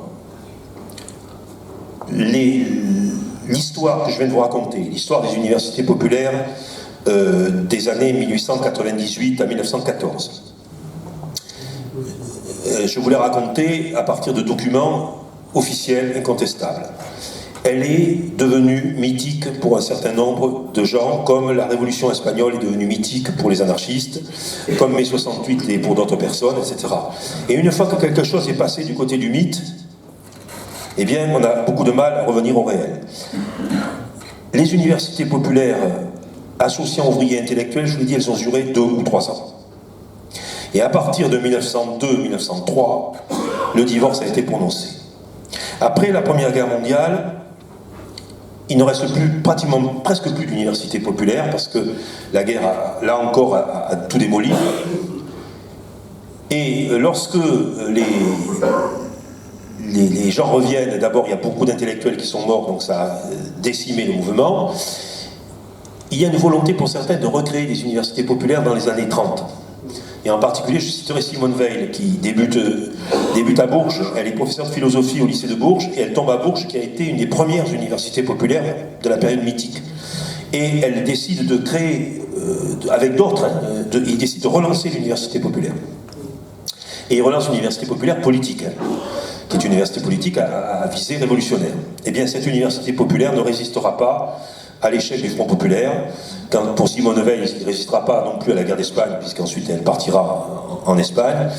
Donc on se rend compte que dans les années 30, lorsqu'on a voulu relancer les universités populaires, ça a été un échec, parce que le mythe ne fonctionnait plus. Le mythe ne fonctionnait plus, la lutte des classes était devenue la norme, et il était hors de question d'aller au-delà. Alors, je conclue sur le renouveau. Pendant 30 ou 40 ans, on n'a plus parlé d'université populaire, ça a été terminé. La première université populaire qui se crée en France, c'est l'Université populaire du Rhin, à Mulhouse, en 1963. Pourquoi à Mulhouse? Parce que l'Allemagne est à côté, et que le mouvement des universités populaires est très fort en Allemagne, et que ça passe facilement le Rhin. 63, c'est l'année également du traité franco-allemand, hein, donc c'est pas un hasard. Bon. On parle, ça parlera à peu de personnes, mais je vais le dire quand même, on parle de métamorphisme de contact culturel entre l'Allemagne et la France. Bon. Les universités populaires alsaciennes sont très proches du modèle allemand. Hein. Moi j'ai été surpris quand je suis allé en Alsace, je suis allé voir des universités populaires. Ça ressemble au modèle allemand, c'est-à-dire qu'il y a toute une série de cours qu'on déroule sur l'année, des cours payants, avec des examens à la fin, etc. Donc beaucoup d'universités populaires alsaciennes sont dans un modèle plutôt allemand. En 1987, s'est créée l'association de l'université des universités populaires de France, qui aujourd'hui regroupe à peu près, on a énormément de mal à voir les statistiques, regrouperait à peu près une centaine d'universités populaires, mais certaines adhérentes, d'autres n'étant que sympathisants. Voilà. Ce qui fait que je suis incapable de vous dire aujourd'hui combien il y a d'universités populaires en France. On est entre 100 et 200, mais on ne sait pas. Il s'en crée chaque année, il en disparaît aussi chaque année. Voilà. Donc l'association des universités populaires de France, voilà. Alors, le mouvement a été beaucoup médiatisé par Onfray en 2002 lorsqu'il crée l'Université populaire de Caen. À signaler que cette université populaire n'a jamais adhéré à l'union dont je viens de vous parler, tout simplement pour garder sa liberté de manœuvre. Alors, j'allais dire, dans la mouvance de celle d'Onfray, il y a un certain nombre d'universités qui sont créées. Il n'y en a pas des centaines, mais il y a quand même pas mal d'universités qui se sont créées dans le mouvement de Michel Onfray. Il arrive souvent qu'on mette l'université populaire des Hauts-de-Garonne comme étant un sous-produit d'Onfray. Alors je tiens à dire que nous avons travaillé avec Michel, il est venu, il nous a fait des conférences, il n'est absolument pour rien dans le projet de l'université populaire de Lormont, mais nous n'avons pas, nous non plus, adhéré à l'association des universités populaires de France pour des raisons, j'allais dire, éthiques. Voilà, donc on va s'arrêter là pour dire que aujourd'hui, les universités populaires du XXIe siècle ne peuvent pas ressembler à celles de l'époque mythique, qui, comme je vous l'ai dit tout à l'heure, dure très peu de temps. La question, c'est de savoir effectivement qui elles visent. Alors, vous serez peut-être surpris, mais en réalité, il n'y a quasiment aucun travail sérieux, universitaire, de recherche sur les universités populaires. C'est assez... J'avais été invité, personne qualité, à la fac à Bordeaux pour la soutenance d'un mémoire de maîtrise qui était très mauvais. C'était très mauvais parce que vu par le petit bout de la lorgnette, c'était un compte rendu d'expérience personnelle, mais il n'y avait aucun recul. Et il n'y a pas de travaux sérieux, il y a des articles sur telle ou telle université. Donc pour l'instant, on ne dispose pas d'études de synthèse. La question qui reste en suspens et sur laquelle je veux arrêter, c'est celle du peuple, effectivement. Alors, je crois qu'il y a une confusion que nous avons pour beaucoup dans nos têtes, c'est de confondre, pour des raisons politiques, d'héritage politique, le peuple et la classe ouvrière. Le peuple de France, c'est pas la classe ouvrière. La classe ouvrière appartient au peuple de France, mais le peuple de France, c'est l'ensemble des Français. Et si on exclut les gens à fort capital culturel du peuple de France, c'est quand même dommage. Donc je pense que l'erreur de dire que les universités populaires ne touchent pas le peuple est une erreur qui, encore une fois, relève du mythe. Elle relève du mythe d'un type de peuple qui est le peuple de France tel que l'employait Georges Marchais dans les années 70. Je me souviens des affiches du Parti communiste, l'Union pour le peuple de France. C'était à la limite entre la France pétiniste et l'URSS. Bon, c'était un peuple limité à la classe ouvrière.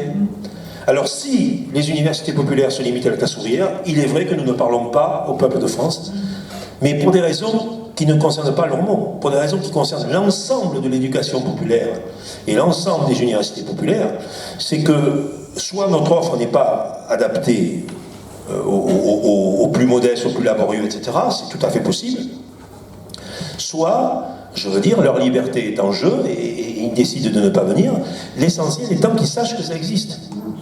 Ce qui serait grave, a dit un auteur, ça serait qu'il existe des universités populaires que ne connaissent pas le peuple. Après, ce qu'ils décident de ne pas y venir parce que ça ne l'intéresse pas, c'est un autre choix politique. Je n'ai pas la réponse.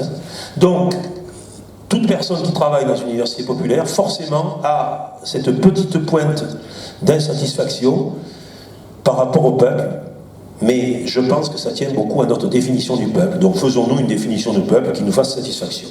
Je vous remercie.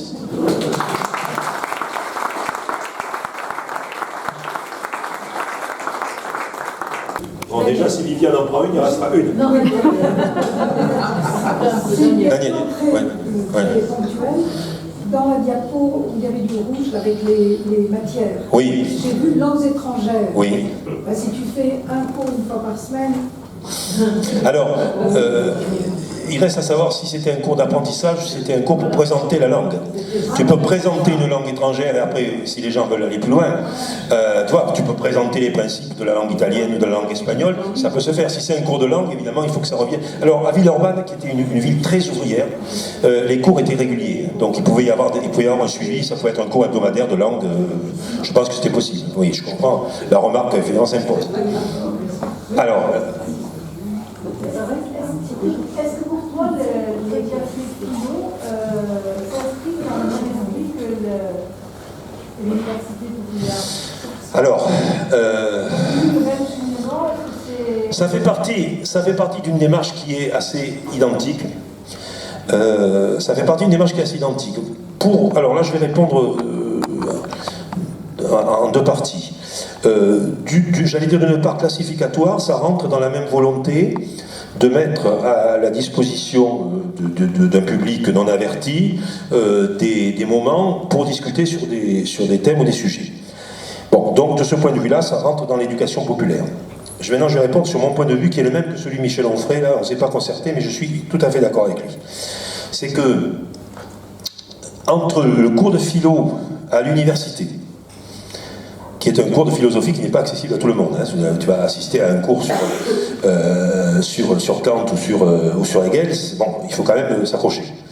Et le café philo, qui dégénère souvent en café du commerce, hein, où selon l'animateur, il y a des cafés philo qui fonctionnent très bien, il y a des cafés philo où ça vire à la conversation banale. Tout dépend de l'animateur. Je crois qu'il y a un juste milieu et que l'université populaire peut être ce juste milieu, parce que le problème du café philo, c'est que, effectivement, si on veut qu'il fonctionne, il faut trouver un équilibre entre l'encadrement et la parole. L'université populaire, elle a un mode de fonctionnement, elle explique, on peut faire des cours pointus puis des cours plus faciles, etc. Donc, je pense que ça fait partie de la démarche d'éducation populaire. Moi, je suis réservé par rapport à ça, sauf s'il y a un fonctionnement qui permet de faire vraiment de la philosophie.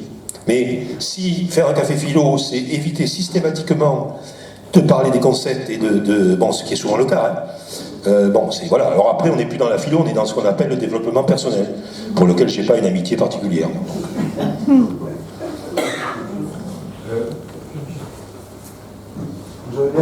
Moi, je suis surpris par le décalage qu'il y a entre la connaissance scientifique que la plupart des gens finissent par acquérir, parce que les moyens de communication nous aident à comprendre des choses qui sont assez compliquées, et la subsistance de certaines croyances qui sont à l'opposé de ce que dit la science, et qui sont malgré tout assez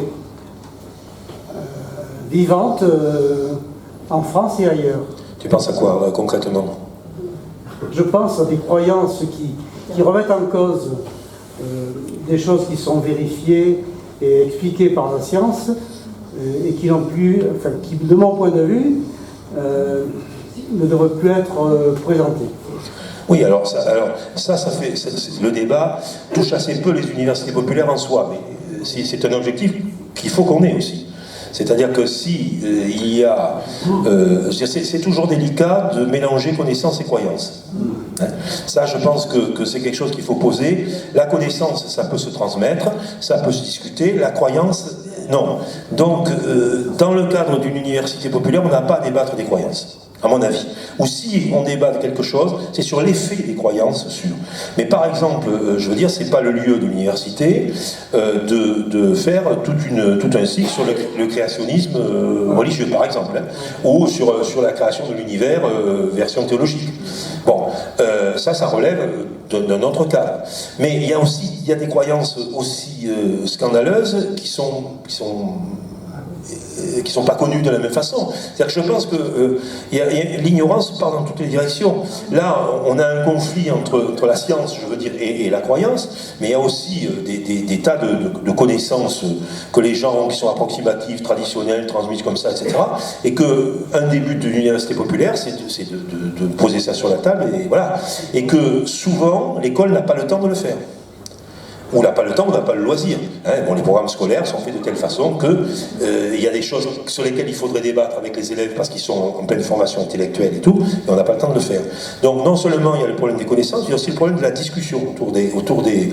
Moi je pense que ce qui est important dans un lieu comme ça, c'est qu'on puisse avoir des temps d'échange, et que s'il faut, on revienne sur ça, et voilà,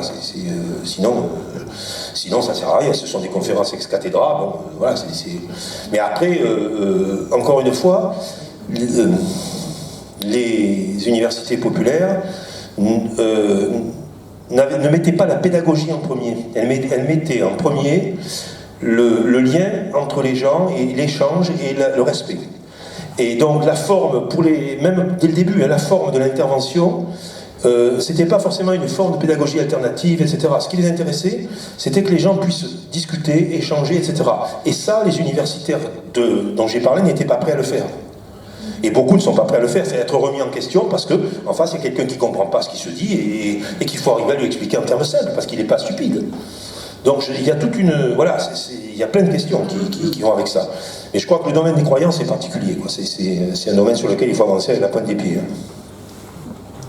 Oui, il y a le CNAM aussi qui a été créé pendant le directoire, je crois, par l'abbé Grégoire, me semble-t-il. Tu disais que dans les universités populaires, on n'avait pas vocation à donner une formation pointue avec diplômante, et c'est un peu dommage, parce que du côté du CNAM, c'était bien la même cible des ouvriers qui pouvaient se former en cours du soir et avoir après une formation reconnue et pour avoir un meilleur salaire, pour mieux se défendre professionnellement. C'est curieux que ça n'a pas fait tache d'huile, ça je veux dire, dans l'esprit... Alors non, je pense tout simplement parce que le CNAM est reconnu. Oui. On sait, il y avait une société qui s'appelait la Société Philomatique, qui faisait... Bon, je pense que c'est pas tout à fait le même créneau.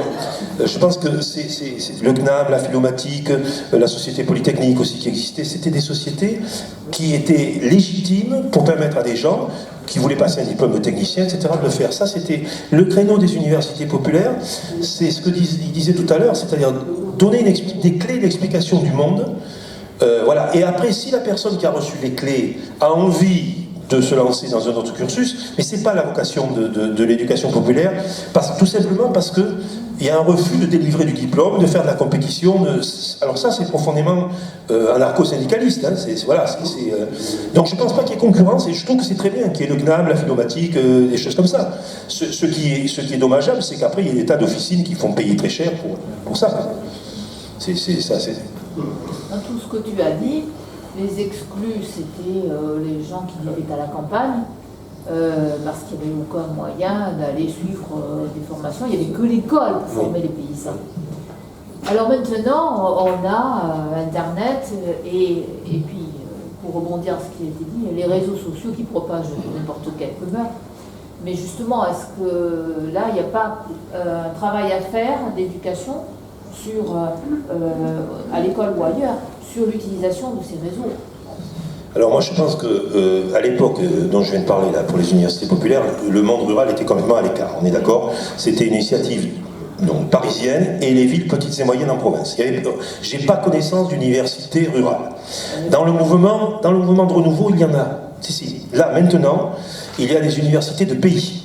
C'est-à-dire des universités qui se réunissent sur un périmètre géographique et qui font un travail, le même travail que nous, mais sur un territoire, une communauté de communes. Bon. Donc ça, c'est quelque chose de relativement nouveau, puisque c'est une prise en compte de ça. Alors ensuite, il faut savoir que justement, on est au milieu ou à la porte d'une révolution intellectuelle colossale avec le numérique. Bon, en réalité, tout le monde en parle, d'accord? Tout le monde parle du numérique, tout le monde essaie d'inventer des choses. J'avoue, moi en tout cas, je ne suis pas capable d'avoir suffisamment de vision pour dire c'est ça qu'il faut faire, dans 20 ans ça va être comme ça. Tout ce qu'on peut savoir, c'est que beaucoup de choses qui nous ont été prophétisées comme étant des révolutions se sont avérées être des pétards mouillés. Bon, moi je me souviens quand même de pas mal de choses qui ont éclaté, littéralement. Et pour en citer il n'y a pas très longtemps, je veux dire, moi j'ai vécu le plouf des tableaux numériques dans les écoles, hein, on a mis des tableaux numériques qui valaient la peau des fesses. Aujourd'hui, ces tableaux numériques sont obsolètes et on se rend compte qu'il vaut mieux avoir un écran, un ordinateur accroché à un vidéoprojecteur, ça remplace tous les tableaux numériques. Bon. Donc, voilà. Or, quand on nous a présenté ça, on a mis de l'argent là-dedans. Bon. Donc, je pense qu'il y a quelque chose à faire. Je pense que justement, le rôle des pédagogues et des gens qui travaillent, c'est d'essayer de se saisir de cet outil pour voir ce qu'on peut en faire. Mais c'est sûrement pas pour faire du réseau social. Parce que le réseau social, il est antisocial, justement. Hein. Bon, ça, par définition. Hein. Donc, oui, mais il y a quelque chose à faire, effectivement. Alors, il y a déjà des universités populaires qui travaillent en visioconférence, etc., notamment en milieu rural, hein, où il y a une conférence à un endroit, et puis dans d'autres salles des fêtes, en mairie, etc., ils peuvent avoir la vidéo. Donc, on peut imaginer de nouvelles choses. Mais je pense qu'au cœur des universités populaires, il y a le lien. Il y a le lien, la rencontre. Et que le numérique, c'est bien beau, mais c'est pas une rencontre. Et que voilà. Moi j'ai été content aujourd'hui parce qu'il y a du monde. Bon, c'était un public un peu contraint parce que vous êtes tous venus pour manger, donc effectivement. Mais en fait, ça fait rien, je fais comme si vous étiez venus m'écouter. Voilà. Et non, mais c'est intéressant. C'est intéressant parce qu'on se rend compte, parce qu'on peut discuter, parce qu'on peut échanger. Et ça, je pense, enfin, j'ai la faiblesse de croire que le numérique ne pourra pas le remplacer. Voilà. Mais peut-être sûrement que c'est un propos de paléo-citoyen, j'en sais rien. Mais moi je crois à ça, donc je continuerai, et voilà. Et puis, et je ne demanderai pas à être enterré avec ma tablette. Bon, écoutez, je vous remercie. Oui. Je considère qu'il y a quand même deux problèmes. Il y a le problème de passer un savoir, qui serait pour tout le monde, là pour tout le monde, qui serait un peu la formation en continu. Puis il y a ce que vous venez de dire, c'est-à-dire se retrouver, discuter, pouvoir échanger avec quelqu'un qui connaît. Mais la première faille, c'est la formation continue. On pourrait, c'est pas quand on a 40 ans, on va apprendre, je sais pas, l'économie, l'informatique, n'importe quoi. Et ça, c'est une faille. Quand il parlait tout à l'heure du CNAM, c'est pour être diplômant. C'est des gens, c'était un sacerdoce. Les gens, ils passaient leur vie à faire leur cours. Comme nous, là, c'est pas une charge, c'est un plaisir. Oui, mais je pense que, alors je suis d'accord avec vous, hein, je pense que la formation continue, mais ça, il faut l'inventer ensemble. Hein. Je veux dire, les universités populaires pourraient jouer un rôle dans la formation. Si on nous demandait de jouer un rôle, etc., je pense qu'on serait parfaitement capable de le faire. Mais pas pour que ça change notre âme, simplement pour que ça joue un rôle social. Vous voyez ? Moi, ça ne me gênerait pas de venir faire des cours intensifs de haut niveau, sachant qu'il faut donner un certificat à la fin, au contraire. Mais il faut bien voir que d'abord, il y a une responsabilité de l'État et du patronat et de tous ceux qui profitent de la formation. Vous savez que la formation permanente et professionnelle en France, c'est un scandale. C'est un scandale énorme. Les sommes qui sont données, sont dépensées, gaspillées. Bon, c'est un scandale que tous les gouvernements successifs ont couvert. Alors, je veux dire, avec cet argent, on pourrait faire 10 fois mieux.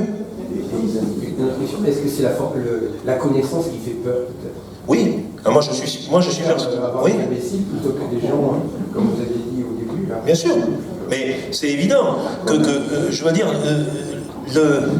je suis persuadé que même si le projet n'est pas formulé, on l'a bien vu, quand quelque chose commence à marcher, l'orphelinat sans puits, ça a été un bel exemple. Hein, ça commençait à marcher, les gamins, on sortait du trou des gamins qui étaient complètement noyés. Ça commence à marcher, et bien, au lieu de l'encourager, on le coupe. Et moi j'ai vu comme enseignant des très belles expériences qui marchaient bien, auxquelles brutalement on a dit il n'y a plus de crédit l'année prochaine. Donc mais alors après ça nous amènerait trop loin, mais moi je veux bien un jour qu'on fasse un débat sur politique et éducation. Hein. Là je vous invite, j'ai pas peur. Hein. Bon, on arrête là? Oui.